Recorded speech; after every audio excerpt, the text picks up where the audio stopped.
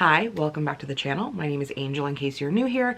I decided that at the same time as filming a previous vlog, which was an only romance reading vlog, that I wanted to level the playing field and also do an anything but romance reading vlog. And so I have 3 books here that I'm going to read or attempt to read in this vlog.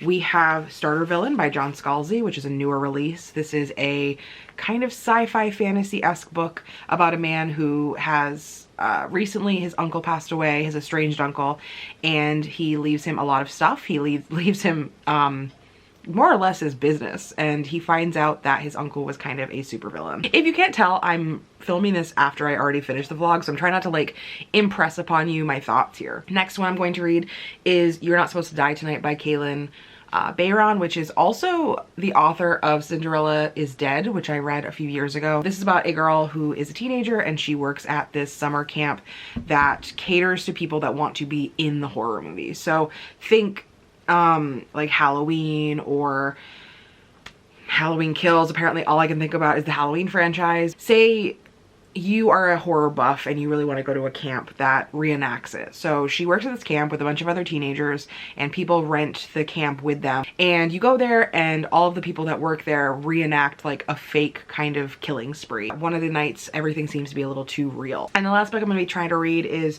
Boys in the Valley by Fracassi, which is a horror book set in the 1900s, the early 1900s. It's about this group of boys who are at a orphanage, and one day this group of men shows up at the orphanage and they're all kind of like, it seems almost like a cult kind of garb and covered in symbols, and it's very creepy. Those are the 3 books that I'm going to read. If you're at all interested, just let me tell you about them in the next clips, and I hope you enjoy the video.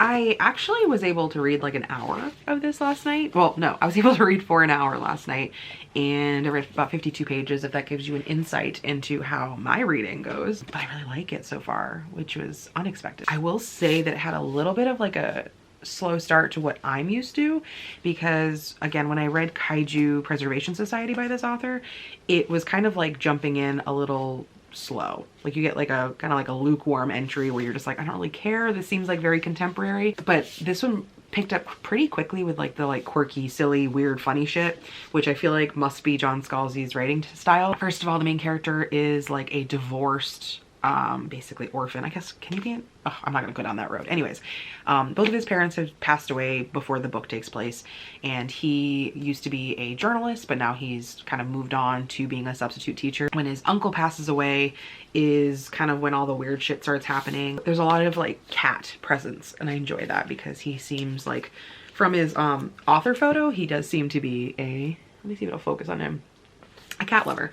And it's just really sweet so far. And the cat stuff, I was gonna say the rest of the book is kind of just like goofy, and it is going quickly, which I do appreciate. He has a more like conversational writing style. I don't think I own any other John Scalzi books. I used to own Red Shirts by this author, and I think I unhauled it because I didn't think I would want to read it, but I do regret that quite deeply. I wanted to give you an update on where I'm at for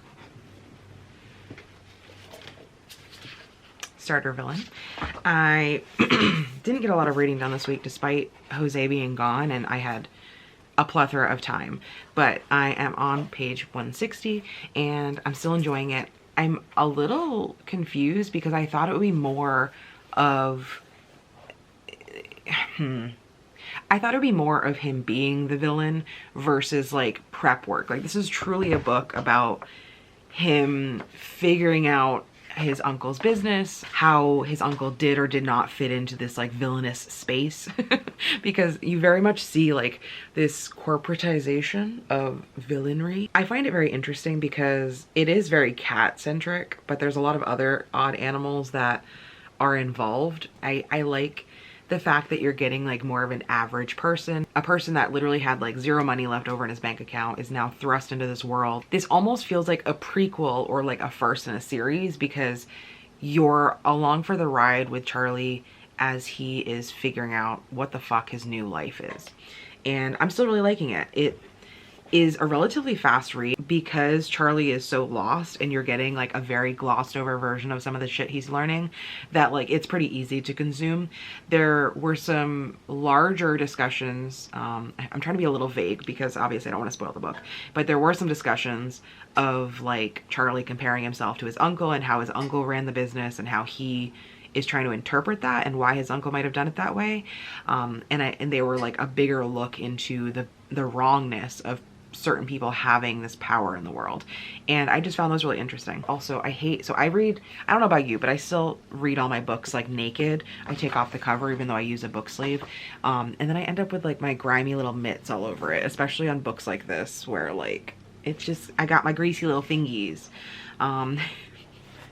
So when I trade this in to the store, I'm definitely gonna have to keep this slip cover on. I'm really liking it. I think it'll be a 4-star, just like Kaiju Preservation Society, and I will delete this clip. I've already said it before. It's very quippy, and I feel like our character is a little sassy, so I do enjoy reading him. He's pretty entertaining. I don't really know what the climax or like the big incident is gonna be toward the end of the book. That's something I need to think about. Because again, it feels like we're leading up to, like, this is going to be his like learning period in this book, and then a second book could be how he uses this power now being in control of his uncle's company. I don't know. I don't really see like a big incident that's going to happen, but I'll keep you posted if that ever comes to fruition. Like, interesting. I have finished Starter Villain. I decided to give this book a 5-star because I cried. Emotional reaction number 2, there was so much cats. It was just a grand old lovely time. I thought the cats were gonna be such a background player, and like granted there's not like a cat on every page, but the cats have like a huge influence on how parts of the story goes. I think the last time I checked in I said something about how there was no way that there was gonna be like a big climax to the story or something weird was gonna happen. And then something big and weird happened pretty quickly. So I did appreciate that. It was very like random. I did not anticipate that plot point. And I did like, if you're familiar with heisty type movies or stuff like Glass Onion, there was a part in the book where they all sat back and like hashed out what happened, what things us as the reader might have missed, and all these different pieces of information that we probably couldn't have even guessed. And it was very surprising, and I liked that. Did I like it because it was great literature? Probably not, but I still did like this author's writing, similar to the other book I read by them. And I think that I'm definitely gonna pick up more books by John Scalzi. Book 1 is done, and I will hop back in when we are ready to read book number 2.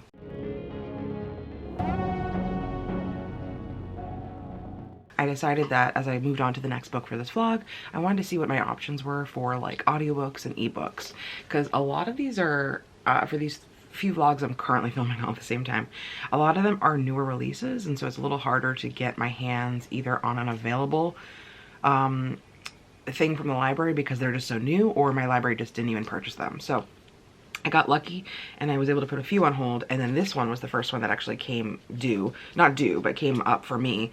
You're Not Supposed to Die in the Dark by Kalynn Bayron, which is obviously one of the books I wanted to read physically for this vlog. However, I was able to find an ebook, and I read ebooks a lot faster than physical books. So I already ate into a lot of this yesterday, and I am about to start chapter 7, so I'm about 92 pages in. But this is giving me a lot of vibes of this book, this other YA horror campy book that I read a few years ago and I loved. Actually, I probably read it like last year, and it's upstate New York, and our main character is a queer black girl, and she is the final girl for most of the time. Like, she'll kind of be running the show, but also she'll be like planted in there as if she's one of the guests that's paid to be there. I really like her so far. She's got a good sense of humor. There were a few like lines that I was a little weirded out by because they were calling girls that they didn't like heifas, and it was spelled in a way that I don't think it's supposed to be like a Spanish, like a derivative of a Spanish word, but instead heifer, which is just what they used to call fat girls. And so I was a little confused by that. A little bit of that girl on girl hate.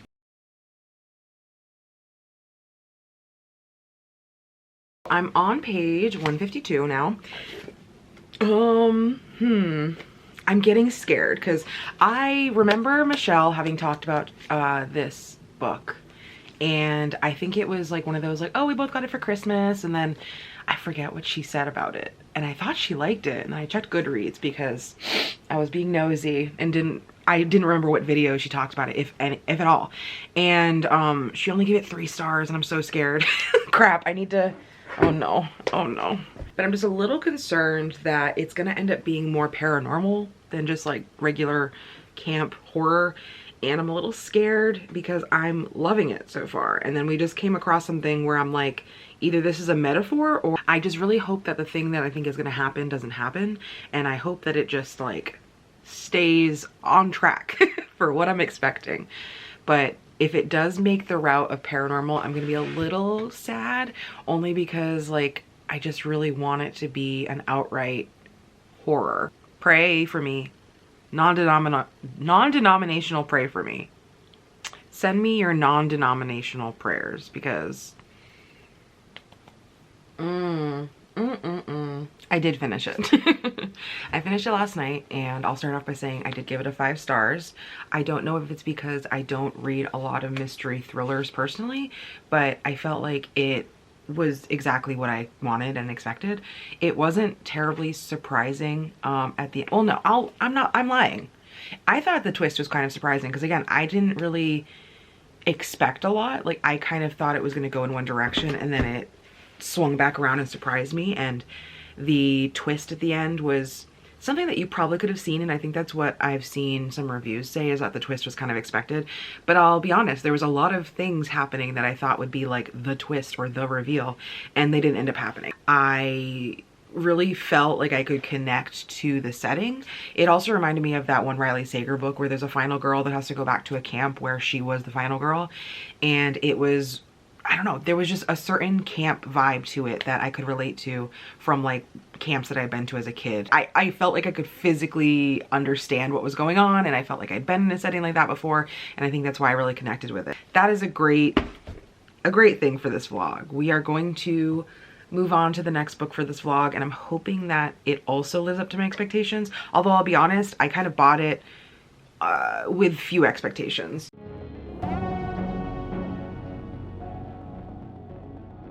And that is obviously going to be Boys in the Valley, our last book for this vlog. So once I've dug into this a little bit, I will give you my initial thoughts. I'm kind of still holding out hope that the audiobook comes in.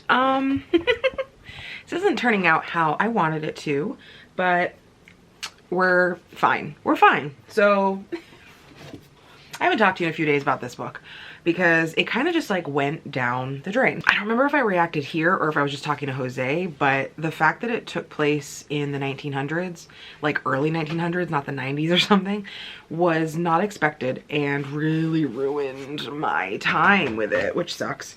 I'm not a huge historical fiction person, even if it's like horror or paranormal or something. I think the only historical romance that I've read was like monster smut. So let's see where I ended up. I think I got to page 16. I was able to get this as an audiobook, which I tried to listen to a little bit at the gym, and it just floundered because they introduced so many characters so quickly, and I was trying to listen at 1.5 times speed, and I was working it with Jose. So obviously like it was a perfect storm of like, I could have just tried to pick up the book again, but it took me so long to come back to it mentally that I've decided to temporarily DNF this. I'm not unhauling it because I truly have not given it the time of day. If I was like 50 to 75 pages in, I would be like, oh, I'm gonna unhaul this, but I know nothing about this book. For now, we are DNFing it, and so let's take a recap of what I read in this vlog. We did start Villian by John Scalzi.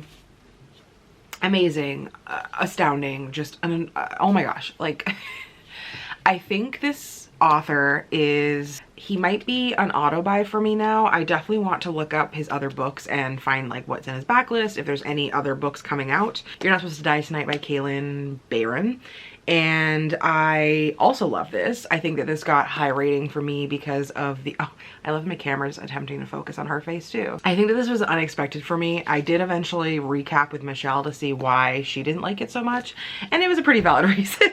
It wasn't like a plot ending thing, but it was a good reason that I didn't come across as being bothersome. Horror YA is a lot more like, I feel like it's a little bit more ridiculous. It was my perfect kind of thriller slash, I've seen some movies kind of around this topic, and it just was a fun time. I just really enjoyed it. And then obviously we have our DNF. And because we have a DNF, I do want to share with you my brief thoughts on some other things I read this month. A manga collection, which I thought was by Junji Ito, but I think it was collected by Junji Ito. And so this is Betwixt, and has 2 covers because it is intended that you read it one way, like from a normal book. You just read it from left to right. And then once you reach the middle part, it tells you to start at the other side, and you can read it like a normal manga from that side. And I thought it was really cool. It was featuring a lot of different manga artists, mangaka from different parts of the world, and you saw some different folklore, you saw different paranormal aspects of horror, and I had a really fun time with it. It was unexpected. I should have known that it was by different authors because it literally has all the authors up and down the spine, but it did have a forward by Junji Ito. That's all I have for now. Thank you so much for watching the video. I hope you enjoyed this vlog, even though it wasn't really like a going out and doing things kind of vlog. I had a lot of fun because I did my whole romance vlog, which should be up by this point, and I also wanted to, at the same time throughout February, if you didn't notice, I read these like anything but romance types books, and it was, I feel like it was a perfect melting of my interests, because I have definitely become more of like a romance person, but I still really enjoy the horror-esque thriller type books. And so this made my reading month go really fast, despite being like crazy stressed out this month with work stuff and just normal stuff. And then also like starting to go to the gym, which is irrelevant to this video, but I had a lot of things going on that could have led these 2 videos astray, and I'm so happy that this was a much more successful reading month, which you will hear more about in between the vlogs. I don't know why I'm like spilling this all out right now when you don't know, as the reader, the listener, you don't know what's going on in my life. But regardless, I want to give you a little morsel. That's all I have. Thank you so much for watching, and I hope you check out the channel again and stick around. I love you so much, and I will see you next time. Bye.